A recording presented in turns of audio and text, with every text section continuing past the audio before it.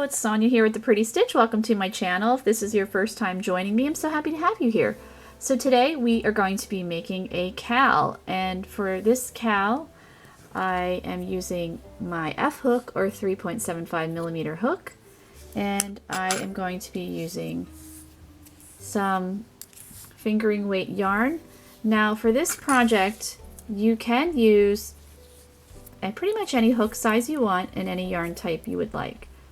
I just don't recommend fuzzy or furry yarn because that's going to detract from the stitch pattern. And well, I guess you could use multicolored yarn too. I guess I would suggest not using a super busy yarn, and I already stitched up a sample that I'm going to be showing you right here. Now this is actually the wrong side, so here is the right side of my cowl. And I did use fingering weight yarn, and I alternated colors. You could make this all in one color, or you could use two colors or have multiple colors throughout. It just depends. You can really customize this pattern to make it your own. So I used a solid color and then I alternated in between with the multicolored, and I really love how this turned out. I just can't wait to wear it this winter. Well, when you see this, it will be winter, so I probably will be wearing it quite a bit. And I did carry my colors, and you can barely see them because this is worked on the round. So this is where I carried the color, and you really can't see the carry very well. And actually, when I was getting ready to film, I was looking for the carry, and I had a hard time finding it at first. So really a great project to carry your colors and really camouflage it. And this side, the wrong side, looks great too. So, I mean, this is technically the right side, but both sides I think really look great. So let's get started. So with this pattern, it's more of a recipe. So like I said, you can really customize this project for, you know, to suit your taste. You can make your cowl as long as you would like, as short as you would like, as wide as you would like, narrow, you know, really do whatever you want with this project. Okay, so for this stitch pattern, or this cowl, what you'll need to do is you'll need to chain a multiple of 5, and then you will add 1. So for the sample cowl that I showed you, I chained 226 for my cowl. But you know, like I said, you could, you know, if you used thicker yarn and a larger hook, you might need to make less chains. Or if you just want a small cowl to fit around your neck, you could, you know, you don't need to make as many chains. So for this sample that I'm going to show you, I'm just going to show you the tutorial of how to make it. Why don't we chain 51?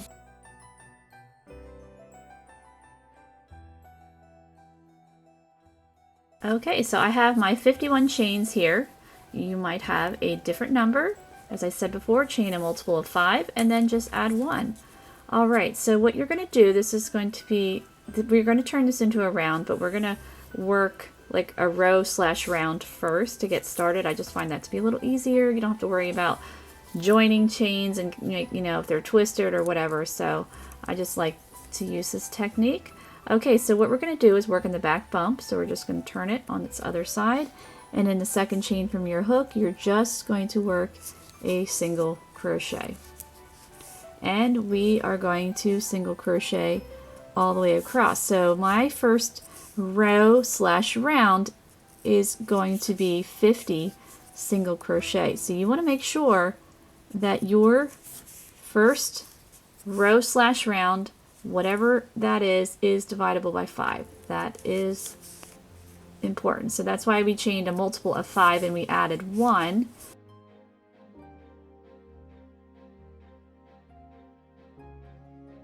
So again, I'm going to have 50 stitches. You know, you'll probably have more. As I said, I had 225 single crochet, and what you can do to help yourself out, especially when you're chaining such a long chain, is you could use stitch markers to kind of mark every couple stitches. That's what I did for mine. When I was making the long chain, I just like to use scraps of yarn. So I think it was like every 25 stitches, I just put a little marker in there so I knew that I had 25 chains. And that's just a little trick to make sure you have the correct amount of stitches, or the correct amount that's dividable by 5. Alright, so I'm just going to keep going, working my single crochet in my back bump all the way across, and I will meet you back. Okay, so here we go. We've got our row slash round. I have 50 stitches, so as I said before, just make sure it's dividable by 5. And so now we are going to turn this into a round. So I'm just going to take this side here, and I like to run my fingers along here so it doesn't get twisted. And I am going to work a single crochet in that first stitch, so I am not going to join it with a slip stitch. I'm trying to, you will be doing a little bit of that with this pattern, but I want to keep it as seamless as I can. So I will be attaching a stitch marker, oops, this end. So we're just going to pop in a single crochet in that first stitch. And then I'm going to mark that last stitch there with a stitch marker. So if you wanted to change to a different color, you could, because I did alternate 2 colors, but I'm just going to use it with 1 color. Now if you were using 2 colors, I think we're caught. What is going on? Then you would want to join with a slip stitch in your first stitch and then work your new color. That way then your color stacks up. Because when you just work continuous rounds like we're doing here with the 1 color, then your color joins can look, or your colors look a little staggered, and some people don't like that. So if you join it, then it looks nice and even. But we are just using the 1, so you don't have to worry about that. Alright, so let's begin. Now we have round 1 completed, so let's start round 2. In round 2 we are just going to single crochet again. And if you're wondering why we work in the back bump, the reason is, so here's the top of our stitches, and then here is the underside. So you want, I just like doing it so that both ends look almost the same. Alright, so let's get going. I feel like we took care of some housekeeping there. Alrighty, so I am just going to single crochet all the way around for round 2, and then rounds 3 and 4 you also are going to single crochet.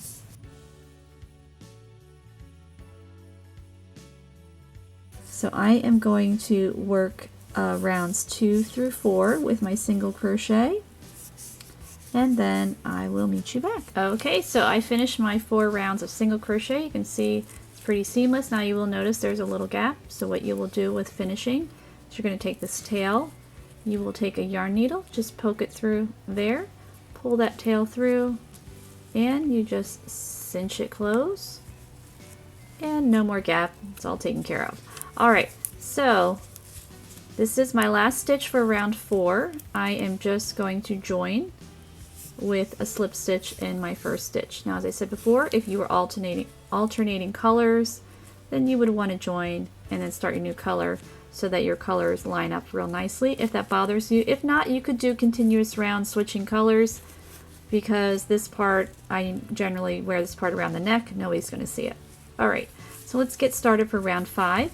You're going to chain 1, and we are going to work extended single crochet in that first stitch. So if you've never done that before, you're going to insert your stitch, insert your hook in that stitch, pull up a loop, just like a regular single crochet. We are going to chain 1, and then we're going to yarn over and pull through the last 2 loops, and there is your extended single crochet. So we're going to do 2 of those.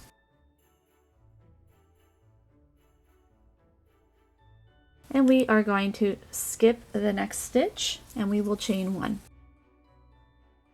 So we've chained 1, we're going to skip the next stitch, we're going to double crochet the next stitch there.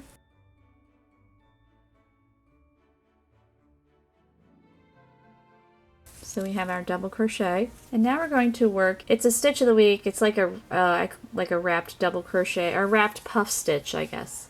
I think that's what I called it, I'm not sure, but it's a really cool way of making a puff stitch. So you're going to yarn over, and we're going to work right around this double crochet. and pull up loops. We have 3 loops in our hook. We're going to yarn over again and pull up a loop. Now we have 5 loops. We have 7. We do this until we have 9. So there we go. We have 9 loops on our hook. You're going to yarn over, pull through all 9 of those loops. And there is your really neat looking wrapped puff stitch. And after that, you're going to chain 1. Okay, so there is our wrap stitch, our chain 1 space. So now we're going to start the repeat. So you skip this stitch. So the repeat starts with an extended single crochet. So this will be stitch 1. It's a multiple of 5 here. So that's 1. Our second one in this multiple of 5 is stitch 2 is another extended single crochet. So now we're going to chain 1, so that would be stitch 3, and we are going to skip the next stitch. So your chain 1 space and the skip stitch will count that as stitch 3, and we will work a double crochet in the next one, so that is stitch 4. And this double crochet, we also have to complete it because we're going to work that wrapped puff stitch again. So yarning over, working around that double crochet, pulling up a loop, yarning over again, and we're just going to keep pulling up loops until we have 9.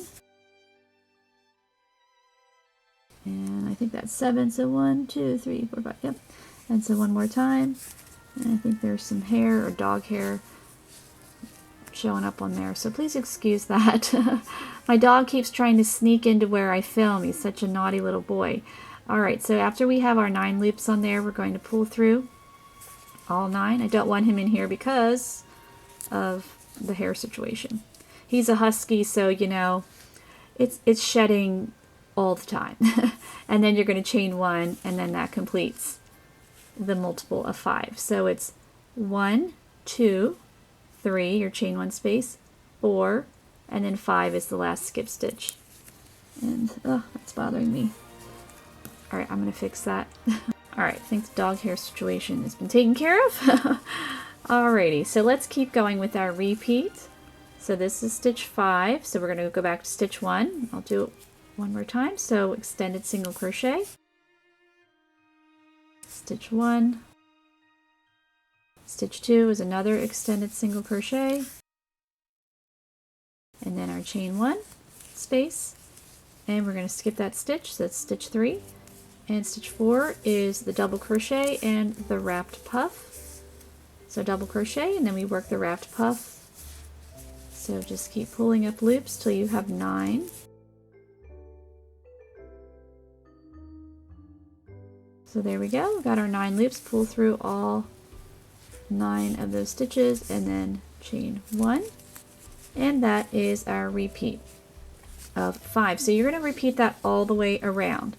So 2 extended single crochet, chain 1, so skip that space, and then it's the double crochet and the wrapped puff around the double crochet and the chain 1 space. So you're just going to do that all the way around for round 5, and then your last stitch will be a chain 1 space, and so you'll skip that last stitch and you will join on top of your first, a little crunched in there, especially using a smaller hook, but you will join on top of your first extended single crochet with a slip stitch. So I'm going to finish up this round off camera and I will meet you back. Alrighty, so I have finished up my round 5, so there's my last chain 1, and here is my last stitch that I'm skipping, and as I said, we're going to join with a slip stitch, and there is my round 5 all completed.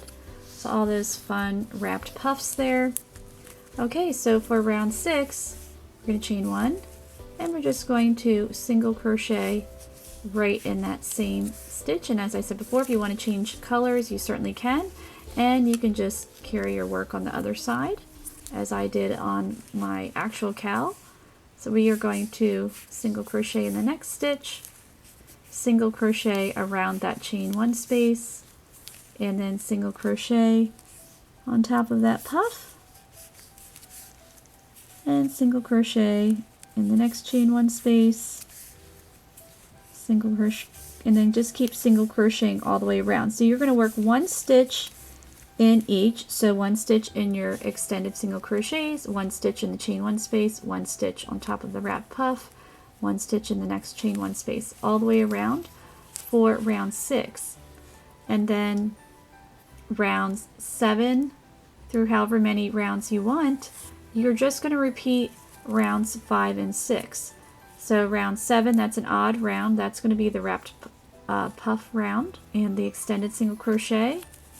And then the next round would be just a single crochet round, just working even all the way around.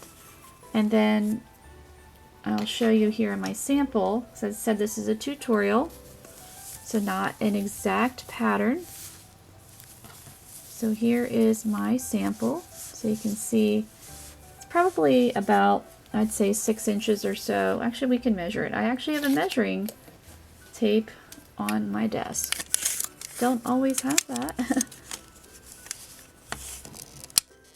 So it's about 5 inches wide, which was about what I wanted. So I ended my last rows here, so I did a round 5 row here, around here, I'm sorry, it's around, round 5 is the wrapped puff.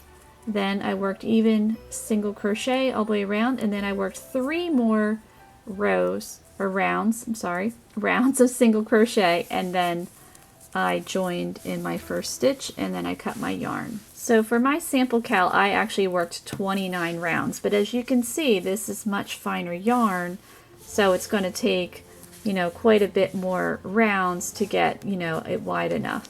So if you were using, you can definitely see the difference with this yarn here. I think I said it was fingering weighted, and looking at the two, because this is definitely more fingering weight, I'd say this is closer to a sport or a DK weight. You can see we're only, you know, 5 rows in, and how much wider it is. So if you're using heavier yarn and a larger hook, it's going to take you a lot sooner to get to your desired width. Or if you really wanted a super wide cowl, you can certainly do that. Or you can even make kind of like a snood where it's real wide, and so it's kind of like a cowl slash hood. My mom likes to wear those a lot, and instead of a hat. So as I said before, just repeat rounds 5 and 6, and then your last 3 rounds will be a single crochet round, because you want the same amount on each end here. And then you'll join in your first stitch, cut your yarn, and then you can block this if you need to or not, it just depends. And definitely you'll need to weave in your ends. So I hope you enjoyed this project, and if you did, please like and subscribe, and thank you so much for watching.